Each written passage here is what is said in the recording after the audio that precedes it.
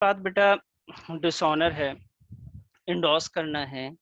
ये तीन main point होते हैं जिसके बारे में हमने जिक्र कर लिया है। तो इंडोर्स करना, डिसऑनर करना, कॉन्ट्रा एंट्री, और इसके ऊपर ही हम लोग कुछ क्वेश्चन और भी ट्राई करेंगे। तो देखेंगे कि भाई अब हमसे खुद से बन पा रहे कि नहीं, तो आप भी साथ साथ में करेंगे और मैं भी करूंगा, तो मेरे से स्पीड आपकी ज़्यादा अच्छी होनी चाहिए और आप मुझे बताते चलेंगे कि क्या होगा इसमें।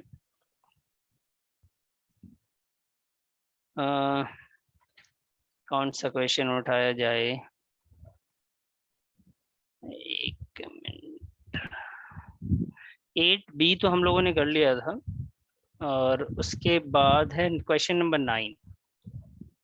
क्या क्वेश्चन नंबर 9 हम लोगों ने किया है? काफी लंबा चौड़ा क्वेश्चन है, एक बार मुझे बता दीजिए आप। क्वेश्चन नंबर 9 नहीं किया होगा शायद हमने, जिसमें balance of cash in hand 400 और ओवरड्राफ्ट एट बैंक 5000 है। नहीं किया। नहीं किया ना? चलिए स्टार्ट करते हैं। काफी बड़ा क्वेश्चन है, टाइम लगेगा, और इसी को करते हैं। आप लोग भी करें, मैं भी करता हूँ, फॉर्मेट बनाते हैं और साथ साथ में करके देखते हैं कि क्या सिचुएशन आती है, क्या बनता है इससे। चलिए जी, तो पहले हम लोग स्टार्ट करते हैं फॉर्मेट से।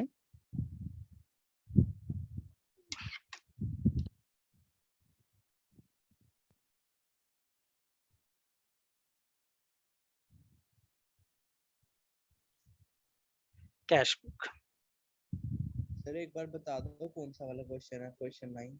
हाँ मनवीर बता रहा हूँ, आपकी आवाज़ बहुत स्लो आ रही है बेटा, थोड़ा सा। Balance of cash in hand, जो लास्ट क्लास में हमने क्वेश्चन किया था, उसके बाद है balance of cash in hand 400 over draft at bank 5000। मिला क्या मनवीर? Yes sir. ठीक है, यही है बेटा क्वेश्चन।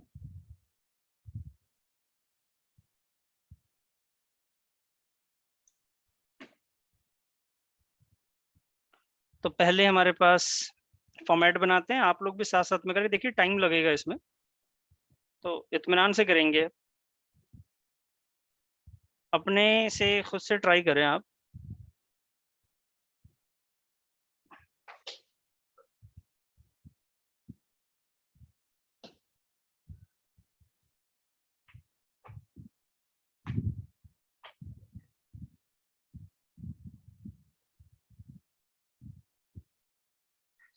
जी,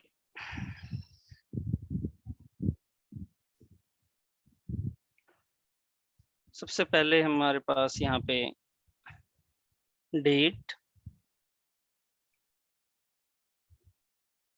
पर्टिकुलर LF, उसके बाद कैश, बैंक, डेट,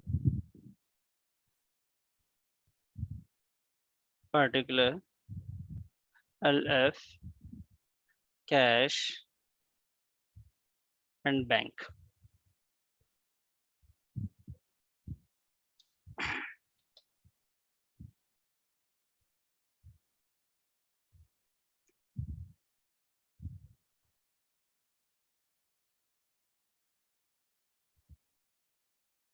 जी,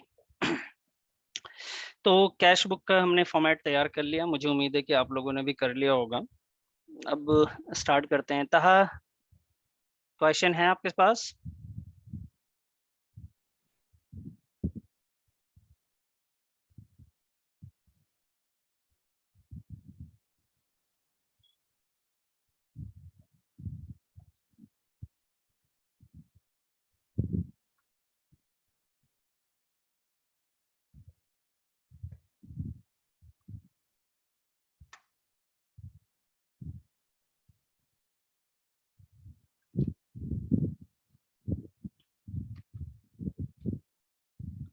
ठीक है जी, चलिए स्टार्ट करें। ठीक है, तो बेटा सबसे पहले हमारे पास क्या है, ओपनिंग बैलेंसेस को लेके ही सारी बातें हैं, आप लोग साथ साथ में करते जाएंगे और मैच करते चलेंगे।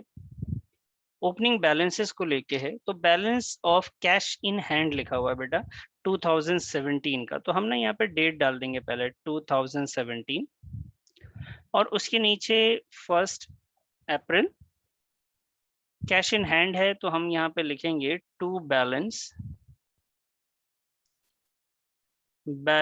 ब्रॉट डाउन, और बच्चे इसकी वैल्यू लिख देंगे 400। बैंक ओवरड्राफ्ट है इसलिए बैंक की वैल्यू यहाँ पे नहीं आएगी, क्योंकि ओवरड्राफ्ट का मतलब होता है माइनस में है, तो उसकी वैल्यू आपको इस साइड लिखनी पड़ेगी, क्रेडिट साइड। डेट इसी तरीके से आप लिखेंगे 2017 1 अप्रैल, बाई बैलेंस कैरिड डाउन, और कैरिड डाउन नहीं ब्रॉट डाउन, और कैश में जाके बैंक में आप इसकी वैल्यू को लिख दीजिए 5000। ये हो गया जी। तो ये दो चीजें हमारे पास है। हमने ओपनिंग बैलेंस लिख लिया है। कहीं पे भी किसी को भी थोड़ी बहुत भी दिक्कत होगी तो प्लीज मुझे आप जरूर बता दीजिएगा। Invested further capital out of which 60,000 deposit into the bank. कह रहे जी हमने दोबारा कैपिटल इन्वेस्ट किया है जिसमें से 60,000 रुपए हमने बैंक में डिपॉजिट कर दिए। इसका मतलब आप समझने की कोशिश करिएगा, इसका मतलब ये हुआ कि 60,000 रुपए, सॉरी 10,000 रुपए में से 6,000 बैंक में डिपॉजिट किया। आया पैसा कहाँ से है? आया एज अ कैपिटल है बेटा। तो हमने यहाँ पे लिख दिया जी एज अ कैपिटल पैसा आया हमारे पास। और ये जो पैसा है जो कैपिटल के तौर पे हमारे पास आया है, वो कुछ पैसा जो है 6,000 तो बैंक में है, टोटल 10,000 है। इसका मतलब ये हुआ कि 4,000 यहाँ है, 6,000 और 4,000 हो गया। और यहाँ पे इसकी हमने डेट डाल दी। डेट क्या है? 4 अप्रैल। बहुत सिंपल। कई बार बच्चे क्या कहते हैं, टू कैपिटल करके यहाँ पे जो है, इसे अकाउंट लिख लीजिएगा आगे, टू कैपिटल करके यहाँ पे 10,000 लिख देते हैं और फिर उसके बाद अलग अलग करते हैं। आपको अलग करने की जरूरत नहीं है। आप 6,000 एक बार और 4,000 एक बार लिखें, 10,000 कैश में लिखने की कोई जरूरत नहीं है। ठीक है सर, अब आगे बढ़ते हैं बेटा। आगे देखिए लिखा हुआ है 5 तारीख को सोल्ड गुड्स फॉर कैश। 5 तारीख की बात है ये, तो यहाँ लिखेंगे 5 को, यहाँ लिख देंगे टू सेल्स अकाउंट, और ये कितना है 3,000 कैश में। Receive from Ghanshyam 8,000। घनश्याम से कितने का सामान मिला है? 8,000 रुपए मिले हैं, जिसमें डिस्काउंट अलाउड टू हिम 200 है। ये काफी इंपॉर्टेंट पॉइंट है जो मैं आपसे डिस्कस करना चाहूंगा। मनवीर एक बात बताओ बेटा, यहाँ पे जो घनश्याम से अमाउंट मिला, तो जो अमाउंट रिसीव हुआ है वो तो मैं बेटा यहाँ पे घनश्याम करके लिख दूंगा। आप मुझे बताइए ना अमाउंट कितना लिखूं, बस इतना जानना है। सर अमाउंट, जी बेटा, अमाउंट जो घनश्याम से मिला है 8,000 रुपये और डिस्काउंट है 200 का, तो कहाँ पे और कितना लिखना है? कैश में कितना लिखना है, बैंक में कितना लिखना है, या सिर्फ कैश में लिखना है तो कितना लिखना है? आप ये बता सकते हैं मुझे? सर मेरे में तो ट्रांजेक्शन ही नहीं शो हो रही। अच्छा, आप में ये ट्रांजेक्शन नहीं है? No sir. कौन सा ट्रांजेक्शन है बता सकते हैं सोल्ड गुड्स के बाद? Sir purchase goods 50,000 plus CGST अच्छा, प्लस सीजीएसटी SGST। एसजीएसटी वाली है आपके पास? Yes okay sir. Okay okay. Sold good, ये रिसीव फ्रॉम घनश्याम नहीं है? No sir.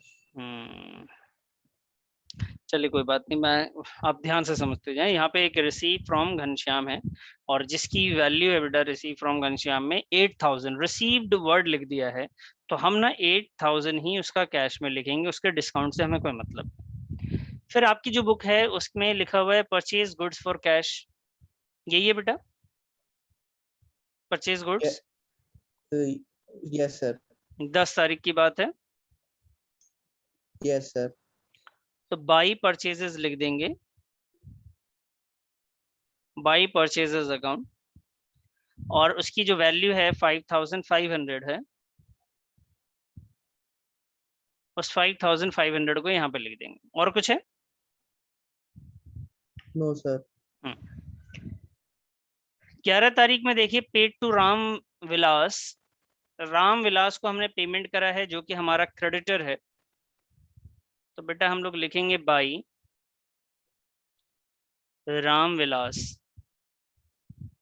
और ये बात कब की है? 11 तारीख की, 11 अप्रैल 2500 का।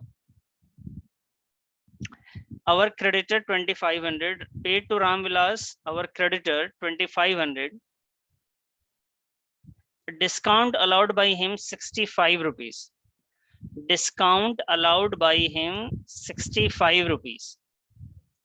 देखिए काफी कई बार क्या होता है कि हमें ये लगता है कि जो डिस्काउंट है वो यहाँ पे माइनस होना चाहिए, लेकिन जब बेटा साफ साफ पेमेंट और रिसीव का वर्ड बता देता है तो हमें वही लेना, उसमें डिस्काउंट से हमें कोई मतलब नहीं। जैसे पेड टू राम लिख दिया तो हमें पेमेंट की अमाउंट लिख देनी है डायरेक्ट 2500 की। उसके बाद आप आए commission paid to our agent. हमने अपने एजेंट को 530 रुपए कमीशन पे किया, तो 13 तारीख को है, तो यहाँ पे लिखा हमने बाई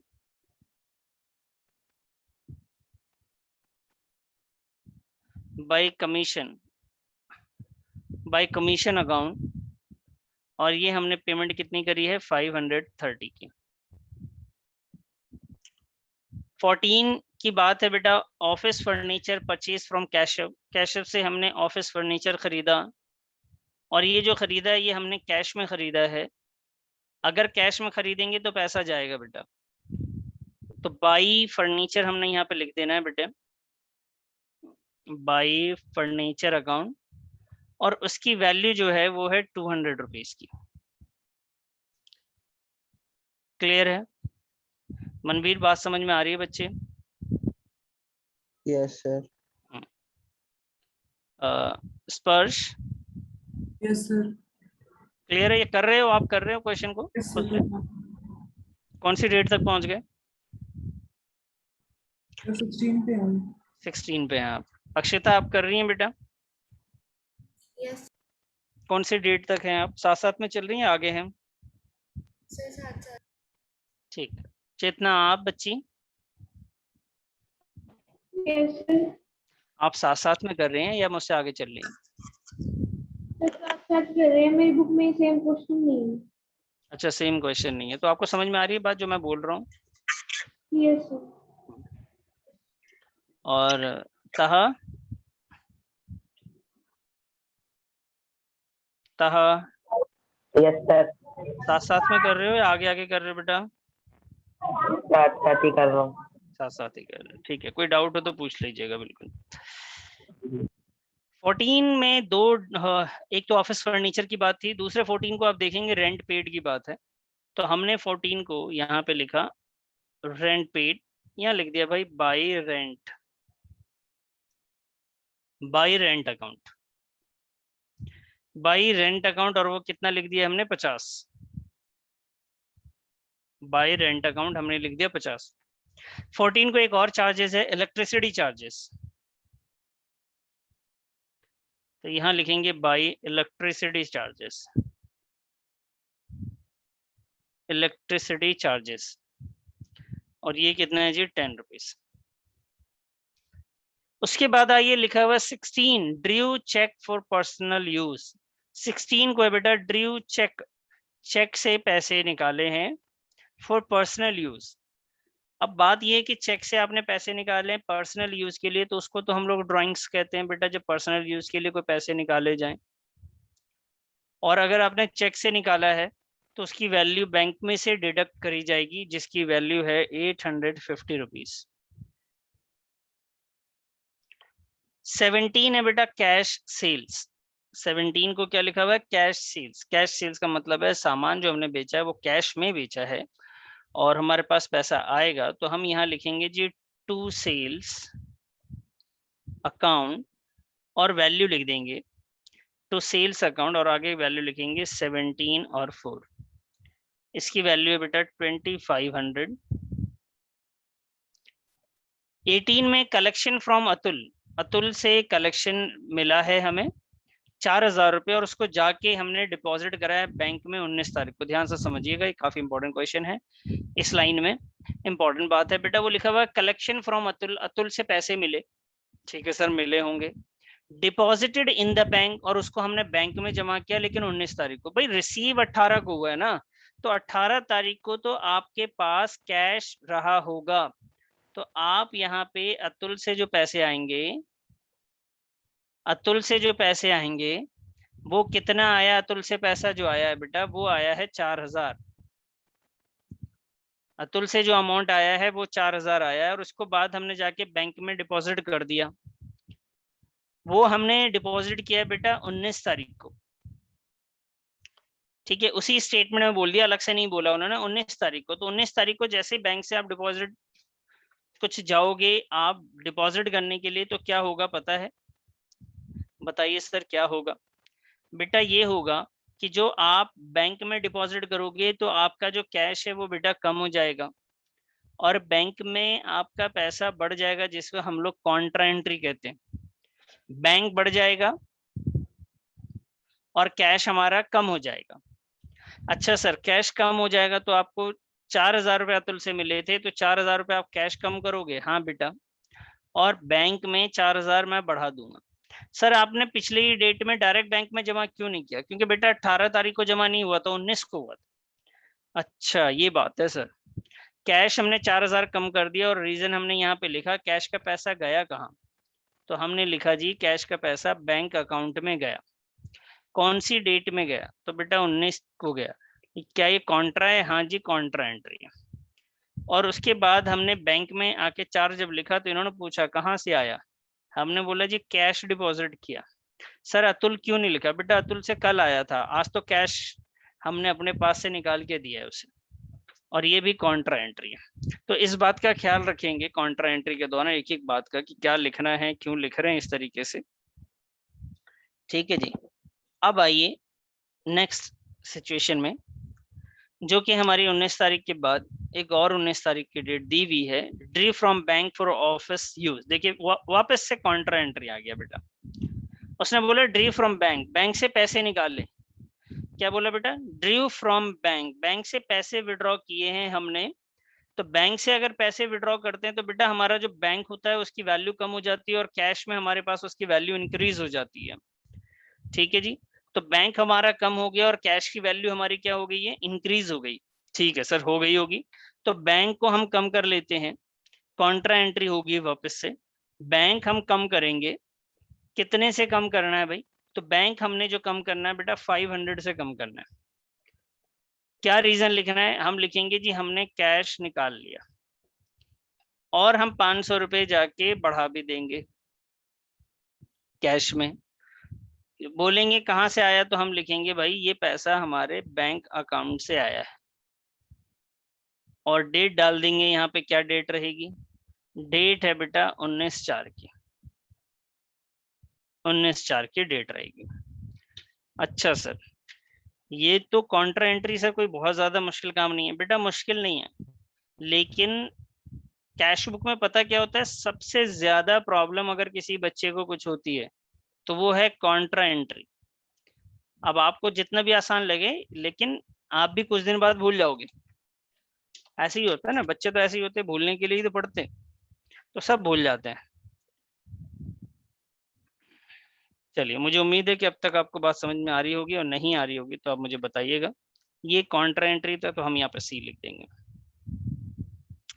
सर 19 तक हमने कर लिया, 20 में डिविडेंड रिसीव बाय चेक है। सर ये डिविडेंड होता क्या है? बेटा डिविडेंड होता है जब किसी शेयर्स में आप पैसा लगाते हैं ना, तो कंपनी का जो प्रॉफिट होता है तो उस प्रॉफिट में जो आपको मिलता है उसको डिविडेंड कहते हैं। तो हमने शेयर्स में इन्वेस्ट करा होगा और वहां से हमें पैसे मिले होंगे, तो dividend receive by cheque, cheque के थ्रू मिला है। 50 रुपीज, कमाल कर दिया, बहुत बड़ा अमाउंट है, 50 रुपये मिला है हमें। Deposit in the bank on the same day, वो जो चेक था बेटा वो आपने अपने पास नहीं रखा, उसको सीधा गए दौड़े दौड़े बैंक में जाके जमा कर दिया। तो भाई हमें पैसे मिले, बहुत अच्छी बात है। रीजन क्या है? तो डिविडेंड है, डिविडेंड रिसीव हुआ है। अच्छा सर ये डिविडेंड रिसीव हुआ, डायरेक्ट हम बैंक में लिख देंगे? हाँ बेटा, क्योंकि हमने उसे अपने पास नहीं रखा, सीधा बैंक में जाके डिपॉजिट कर दिया। और उसकी डेट क्या रही? उसकी डेट रही 24 तारीख की, 24 अप्रैल की। 25 को कमीशन रिसीव हो रहा है चेक से, ध्यान से समझेंगे। कमीशन रिसीव हुआ है चेक के थ्रू 2230 रुपए का। अब 25 तारीख को रिसीव हो रहा है, लेकिन अपन डिपॉजिट कब कर रहे हैं बेटा? 28 तारीख को। साफ साफ लिख रखा है क्वेश्चन में कि चेक रिसीव हुआ है 230 रुपए का, deposit in the bank on 20th April. 25 अप्रैल को commission receive by cheque, commission receive हो रहा है चेक से, and deposit in the bank on 28 April. 28 अप्रैल को डिपॉजिट कर रहे हैं।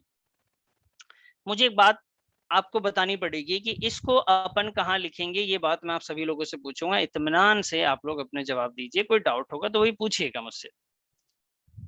जी स्पर्श बेटा, इसका क्या करें?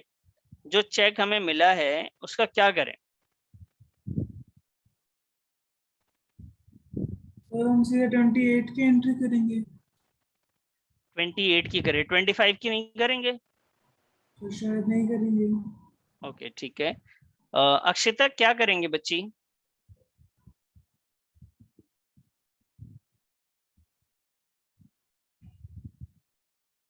बताइए बेटा, क्या करेंगे अक्षिता?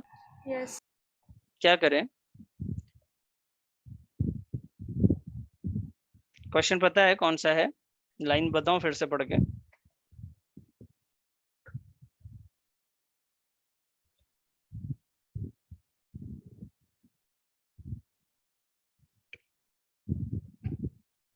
जी अक्षिता बताऊं क्या मैं?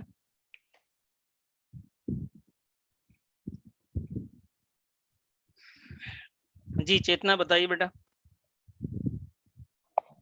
सर एक बार लाइन बता देंगे।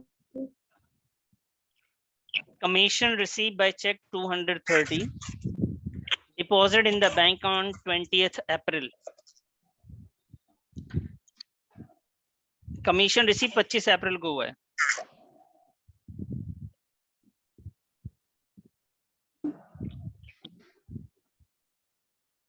जी सर ये वाली ट्रांजैक्शन मेरे बुक में है ही नहीं। ये ट्रांजैक्शन आपके बुक में नहीं है? चलो नेक्स्ट क्लास से ना ऐसा करूंगा, क्वेश्चन भी मैं आपको साथ साथ में दिखाता चलूंगा। आज तो मैं ऐसी अरेंजमेंट नहीं कर सकता, लेकिन जो आपका अगर आप लोग सिस्टम या लैपटॉप पे पढ़ रहे होंगे तो बहुत सही रहेगा। मोबाइल में छोटा दिखेगा। उसमें हम क्या करेंगे, एक साइड हाफ शीट पे क्वेश्चन आपको दिखता जाएगा स्क्रीन पे आपके, और एक तरफ सॉल्यूशन दिखाएंगे आपको। आज कोऑपरेट कर ले, नेक्स्ट क्लास में मैं ऐसे ही करूंगा क्योंकि दिक्कतें होती रहती हैं इसमें। सर नहीं तो क्वेश्चंस की पिक सेंड कर दो। हाँ वो भी कर देंगे, लेकिन सबसे बेहतर तरीका यही है, मैं चाह रहा हूँ कि स्क्रीन पे ही आपको दिखा दूँ। ये जो मेरा साइड का जहाँ पे मेरा फेस आ रहा है वो स्क्रीन तो वैसे ही ब्लैंक जा रही है ऊपर की ना, तो उसको अगली बार मैं ऐसे सेट कर दूंगा कि आधे में क्वेश्चन आपका साफ साफ रहे और आधे में सोल्यूशन चलता रहे हमारा साथ साथ में, है ना? ये सही Yes. रहेगा। नेक्स्ट क्लास में हो जाएगा। आज थोड़ा कोऑपरेट कर ले, मेरे को बताते चले, जो कहीं पे है मैं दोबारा रीड कर दूंगा, दोबारा बता दूंगा, ठीक है? तो थोड़ा कोऑपरेट कर ले आज। जी तो मैं आपसे कह रहा था कि बेटा 25 तारीख को 25 April commission receive by cheque, commission receive हुआ चेक से। 25 अप्रैल को commission receive by cheque 230 and deposit in the bank on 20th April. बेटा 25 तारीख को कोई चेक मिलता है और उसको आप 28 तारीख को डिपॉजिट करते हो तो उसे लिखने की कोई जरूरत नहीं है, क्योंकि जिस दिन आप डिपॉजिट करेंगे उस दिन बैंक बढ़ेगा। और जब चेक रिसीव हुआ तो उससे ना, चेक से ना गांधी जी का जो नोट होता है ना वो नहीं बढ़ता, ठीक है? वो वैसे का वैसे ही रह जाता है। चेक से तो सिर्फ आपका चेक बढ़ रहा है, कैश नहीं बढ़ता है। हाँ डिपॉजिट करने से बैंक बढ़ता, तो आपने तो डिपॉजिट करा ही नहीं ना, तो इसको हम लिखेंगे नहीं 25 अप्रैल में। आगे देखेंगे 28 अप्रैल जब आएगा तब हम जाके लिख देंगे। जब 28 अप्रैल को लिखेंगे तो क्या लिखेंगे, ये बात मैंने लास्ट क्लास में बताई थी। हम लिखेंगे बेटा चेक्स इन हैंड। ये चेक जो है हमारे पास पहले से ही था, और ये डेट कब की डालेंगे? 28 की डालेंगे। अमाउंट आप लिखेंगे जो पुराने चेक का अमाउंट था 230 रुपए, वो लिखेंगे आप। उसके बाद 29 अप्रैल आ जाता है, drew from bank for the salary of the office staff. आपने बैंक से पैसे निकाले और ऑफिस स्टाफ को पे किया, तो कभी आप ये मत सोचिएगा कि बैंक से निकालेंगे फिर कैश मेरा बढ़ जाएगा। आप सेम डे सोचिए, जो बैंक से निकला आपके पास हाथ में बचा है क्या, या वो चला गया? सर वो चला गया सैलरी के नाम पे। तो ऐसी सिचुएशन में हम क्या करते हैं बेटा, हम यहाँ पे लिखते हैं बाई सैलरी, सीधा सैलरी लिख देते हैं। ठीक है, और ये कहाँ से आपने निकाला है? बैंक से चेक के थ्रू निकाला है, तो ये आ गया जी 500, और डेट डाल देंगे जी 29 अप्रैल। 30 अप्रैल को deposited cash in the bank. 30 अप्रैल को आपने क्या करा? कैश डिपॉजिट किया है बैंक में। अगर कैश डिपॉजिट कर रहे हैं बैंक में, तो कैश आपका क्या हो जाएगा बेटा? कम हो जाएगा। सर 29 की एक और है मेरे पास। अच्छा, पेड सैलरी है, एक है ड्रीव from bank for the salary of staff 1500, ये भी है ना? Yes sir. अच्छा, दो सैलरी ही है, ठीक ठीक ठीक, sorry sorry sorry. ड्रीव from bank for the salary of the office staff 1500, तो इसके बारे में जिक्र नहीं करा कि ये 1500 कहाँ से विड्रॉ किया, तो हमने सीधा कैश में लिखा। लेकिन दूसरे वाले में कहते हैं मैनेजर को हमने सैलरी दी है। भैया मैनेजर को दीजिए या अकाउंटेंट को दीजिए, लिखेंगे तो हम लोग सैलरी ही, ठीक है। और उसका क्या करेंगे? जाके बैंक से इस बार 500 माइनस करेंगे। सर आपने 1500 कैश से क्यों किया? उसमें मेरे पास तो लिखा है Drew from bank for salary. Bank लिखा हुआ है, यस सर। हाँ, ड्रीव फ्रॉम बैंक, ठीक ठीक ठीक ठीक ठीक, ड्रीव फ्रॉम बैंक, तो फिर बैंक से विड्रॉ करेंगे इसको। और 29 अप्रैल में जो सेकंड है उसमें लिख रखा है paid salary of the manager by cheque, वो भी बैंक से ही हो गया, तो उसको भी हमने यही 1500 आएगा ऊपर। ऊपर 1500 आएगा। थैंक यू, एक बार मिस्टेक होता है ना तो होते ही जाता है। चलिए, थैंक यू बेटा। 29 हो गया, हमने 30 का क्या लिखा हुआ है? Deposit cash in the bank. हमने बैंक में कैश डिपॉजिट किया। अगर बैंक में कैश डिपॉजिट करेंगे तो क्या होगा सर? कैश हमारा कम हो जाएगा और बैंक हमारा इंक्रीज हो जाएगा। सर कितना? सर 1000 रुपये हमारा कैश कम हो जाएगा। मैं यहाँ पे जाके लिखूंगा रीजन, ये पैसा कहाँ गया? ये गया बेटा बैंक अकाउंट में, कॉन्ट्रा एंट्री है। कब की बात है सर? बेटा 30 अप्रैल की बात है। और सर कैश निकल गया, बैंक में गया तो बैंक बढ़ गया होगा, बिल्कुल बढ़ गया है, काउंटर एंट्री है। कहाँ से आया बेटा? कैश में से आया, तो हम इस तरीके से लिख देंगे और डेट डाल देंगे 29 अप्रैल। ये हो गया।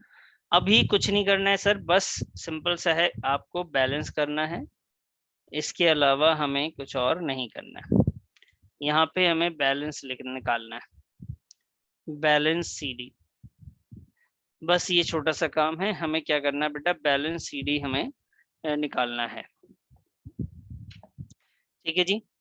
चलिए, अब मैं ये क्वेश्चन आपको करवा चुका हूँ, मैंने बताया आपको कि नेक्स्ट क्लास में आपको ये सब दिक्कत नहीं होगी। आपके स्क्रीन के एक साइड में कोशिश करेंगे कि एक साइड में मैं आपको क्वेश्चन बिल्कुल सही सही दिखाता चलूँ, ठीक है। और इसका बैलेंस आप खुद से निकाल लीजिएगा। मैं जिस टॉपिक को लेके अब मैं डिस्कस करने वाला हूँ उसके बारे में थोड़ा सा आप सुने और समझे कि क्या है, अब आगे का क्या करना है। देखिए इसमें क्या है बेटा, आगे जितने भी क्वेश्चन है सब में यही टॉपिक चलेगा और कोई बहुत ज्यादा टफ क्वेश्चन इस टॉपिक में नहीं होता।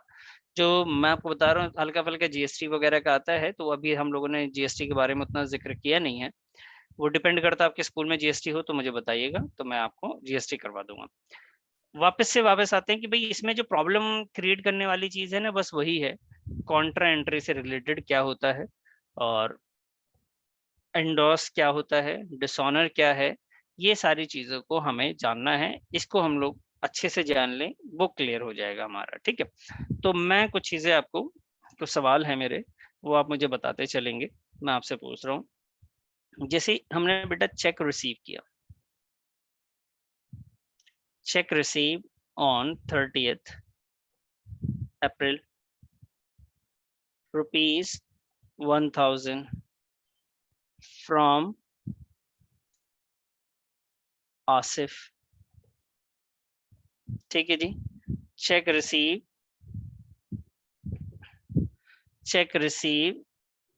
on 30th April, check receive on 30th April 1000 from Asif। और चेक दूसरे दो, ये हो गया जी 30 अप्रैल। दूसरी बात करा हमने, Asif check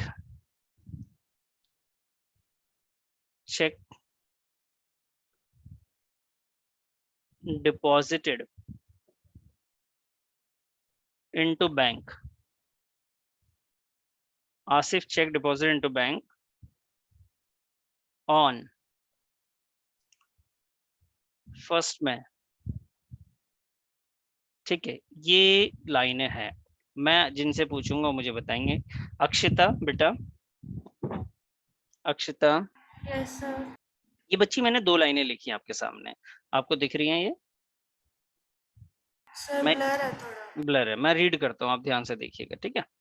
check received on 30th April, check receive हुआ है हमारा 30 अप्रैल को, ₹1000, 1000 का चेक है, फ्रॉम आसिफ, आसिफ से मिला है ये।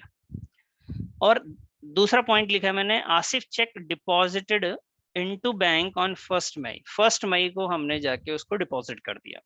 मुझे बताइएगा इसको कहाँ लिखेंगे और कैसे लिखेंगे, फर्स्ट वाले पॉइंट को कहाँ पे लिखेंगे? अक्षिता बताइए बच्ची।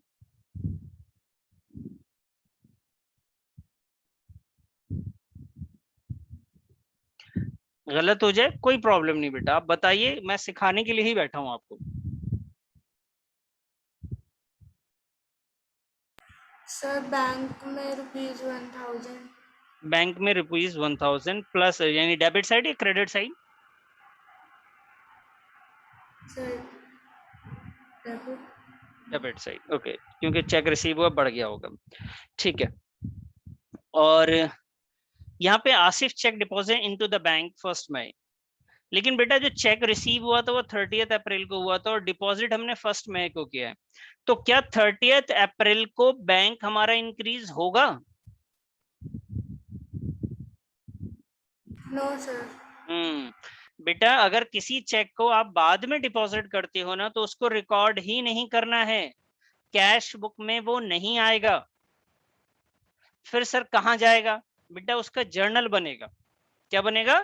जर्नल बनेगा। क्या एंट्री होगी सर उसकी जर्नल की? अगर इत्तेफाकन कोई ऑब्जेक्टिव क्वेश्चन आता है तो क्या होती है मैं बता देता हूँ।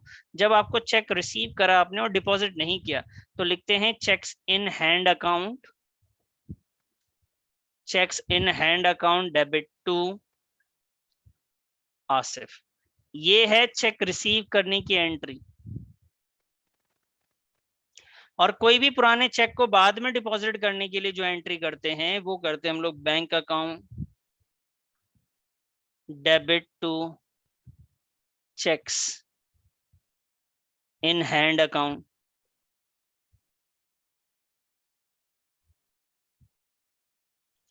ये एंट्री होती है बेटा। तो सर जब चेक रिसीव हुआ 30th को, तो हमने ये एंट्री करी होगी, इसमें कहीं पे भी बैंक नहीं है।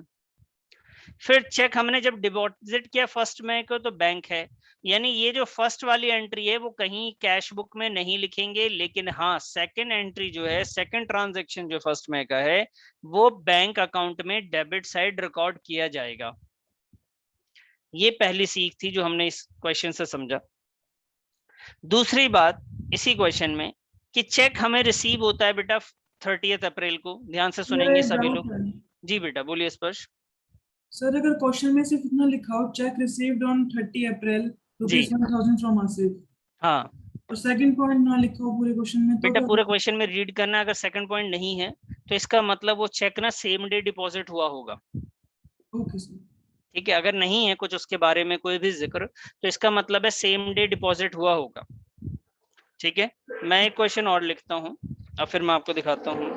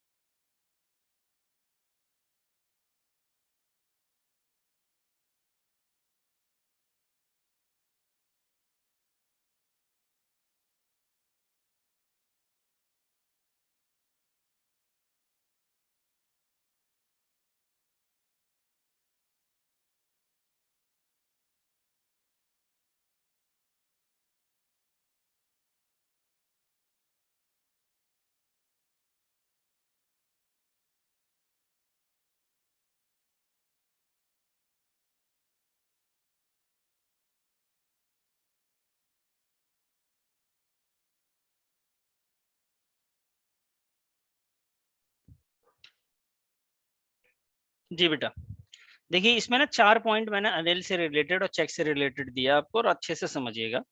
सबसे पहले मनवीर बेटा मेरे को जवाब दीजिएगा आप। Check receive from Anil, Anil से चेक मिला बेटा 1030 अप्रैल का, क्या करना है मनवीर, कुछ बता सकते हैं इसका? सर 30 अप्रैल को मिला हमें। जी बेटा, मिला 30th को। अब हम आगे पढ़ के देखें तो पता लग रहा है कि 1 तारीख को जमा किया, और आगे पता करें तो पता लग रहा है कि उसका जो चेक है, Anil cheque return dishonoured on 5th में, 5 तारीख को उसका कैंसिल हो गया। Anil paid cash for above cheques on 8th में। ये कहानियां। सर तो ये फर्स्ट वाले की तो जर्नल एंट्री होगी, इसको कैश बुक में तो नहीं लिखेंगे। वेरी गुड, ये बहुत बढ़िया जवाब। ठीक है, जर्नल में रिकॉर्ड होगा, और जर्नल में क्या रिकॉर्ड होता है? Cheques in hand account debit. जो चेक आता है ना बेटा, हमारे लिए एसेट्स बन जाता है वो। ठीक है, उसकी एक वैल्यू है, हमारे लिए एसेट्स है। Cheques in hand account debit to Anil हम लोग रिकॉर्ड कर लेते हैं। दूसरी बार में क्या होगा? Cheque of Anil deposit on first में, क्या करेंगे इसको?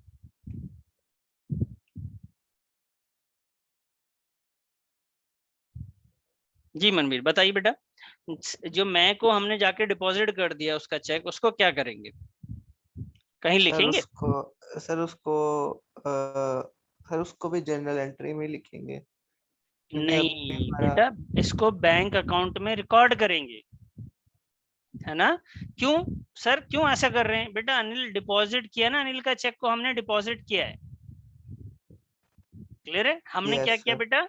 डिपॉजिट किया है। अगर हम डिपॉजिट करेंगे, अगर हम डिपॉजिट करेंगे तो बैंक तो इंक्रीज हो जाएगा हमारा। तो बेटा हमने बैंक अकाउंट में लिखेंगे जाके इसको। बात क्लियर हुई मनवीर? Yes sir. अच्छा सर, जब लिखेंगे तो कैश बुक में कौन सी साइड लिखेंगे, डेबिट साइड या credit side? Sir debit. Very good. क्या लिखेंगे रीजन में, पर्टिकुलर में क्या लिखेंगे बेटा? सर टू नहीं, बाय अनिल। भाई तो उधर लिखते ही नहीं डेबिट नहीं साइड नहीं में नहीं नहीं, बच्चे। टू अनिल। तो अनिल नहीं लिखना, क्योंकि अनिल से तो पहले मिला था। अब लिखेंगे बेटा चेक्स इन हैंड। क्या लिखेंगे? Checks in hand. Checks in hand. Very good, ये दो बातें क्लियर हो गई। तीसरी बात है कि अनिल का चेक 5 तारीख को डिसऑनर हो गया। डिसऑनर का मतलब होता है कैंसिल हो गया, बैंक में जमा किया था वहां से वापस आ गया। तो इसमें ना क्या होगा कि हमारा जो बैंक है ना बेटा, वो माइनस हो जाएगा। कैंसिल हो जाए, बाउंस कर जाए कोई चेक, तो हमारे अकाउंट में पैसे थोड़ी ना आएंगे। सर बाउंस कब होता है बेटा? उसमें जैसे डेट गलत डाल दिया आपने, स्पेलिंग मिस्टेक हो गया, आपने रुपीज में लिख दिया 1 लाख रुपीज, और जब नंबर्स में लिखने थे तो वहां पे 10,000 ही लिख रखा था, वहां पे सिग्नेचर मिस्टेक्स हो गया, अकाउंट में पैसे नहीं थे। ठीक है, आपने डबल पेन चला दिया किसी भी नंबर्स पे, किसी के नेम पे, किसी वर्ड्स पे, तो डबल पेन चलाने से भी चेक कैंसिल हो जाते हैं। ये बहुत सारे रीजंस हैं चेक को कैंसिल होने के। तो यहाँ पे रिटर्न डिसऑनर हो गया। तो यहाँ पे क्या होगा? डिसऑनर होगा तो बैंक अब कम हो जाएगा, क्योंकि आपने बैंक में डिपॉजिट किया था, आपने ये सोच के कि हमारा बैंक अकाउंट बढ़ जाएगा, आपने बैंक अकाउंट को बढ़ाया था। अब ये बैंक अकाउंट हमारा कम हो जाएगा। ओहो, ऐसा होगा सर? हाँ बेटा, लेकिन सर हमने तो यहाँ पे चेक्स इन हैंड लिखा था, यहाँ क्या लिखेंगे बेटा? यहाँ पे हम लिखेंगे अनिल। यहाँ पे क्या लिखेंगे? यहाँ लिखेंगे अनिल। मनवीर बात समझ में आई बच्चे? Yes sir. Very good. अब आगे लिखा हुआ जब चेक कैंसिल हो गया तो हमने अनिल से पैसे मांगे होंगे, तो अनिल पेड कैश, अनिल ने पैसे दिए, और उसने कब दिए? 8 तारीख को हमें पैसे दे दिए। अबव चेक्स, जो चेक्स के बदले में हमें 8 तारीख को पैसे दे दिए, तो क्या होगा इस सिचुएशन में? इस सिचुएशन में बेटा हमारा कैश इंक्रीज हो जाएगा। समझे? Yes sir. कोई doubt? No sir. Very good. चलिए चलिए, इतनी बात आपको समझ में आई, तो ये मुझे उम्मीद है कि तहा आपको बात समझ में आई बेटा। Yes sir. कोई डाउट है इन सारे पॉइंट्स में से?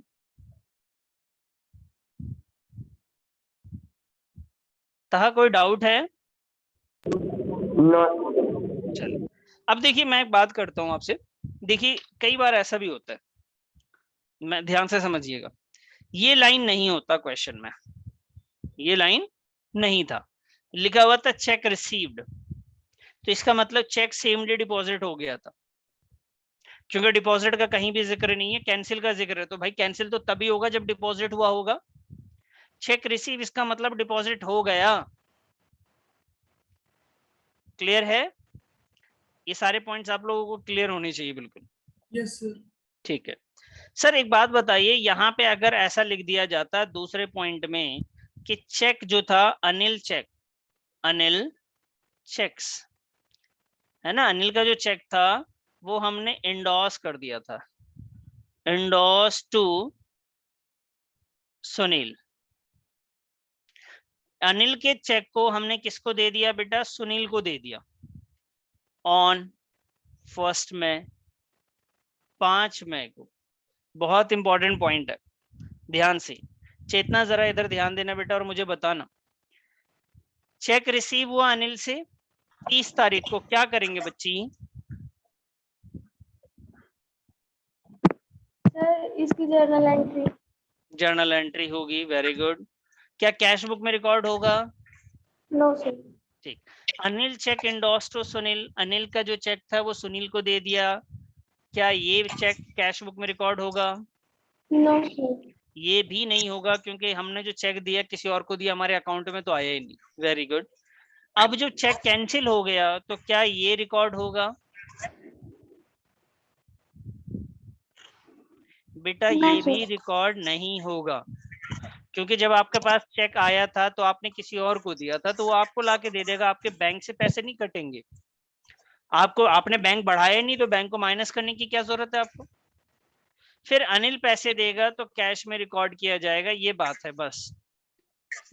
ना इसका कोई बैंक कैश बुक में आएगा बेटा, ना ये कैश बुक में आएगा, ना ही ये कैश बुक में आएगा। ये हो गए हमारे कॉन्ट्रा सॉरी हमारे चेक से रिलेटेड जो प्रॉब्लम थी वो मैंने आपको सॉल्व करके बता दी। ठीक है बेटा, चलिए मिलते हैं बेटा नेक्स्ट क्लास में। और आप लोग थोड़ा सा रिवाइज करें, आपके क्वेश्चन नहीं बनते, आप लोग क्वेश्चन पूछा करें बेटा, कोई डाउट हुआ करे उसे निकाला करें, ठीक है? ऐसे काम नहीं चल पाएगा। चलिए मिलते हैं नेक्स्ट क्लास में, अपना ख्याल रखिएगा और प्लीज रिवीजन करिएगा। बाय बेटा। Bye sir. Bye bye bye sir. Sir. Bye बच्ची। Bye sir.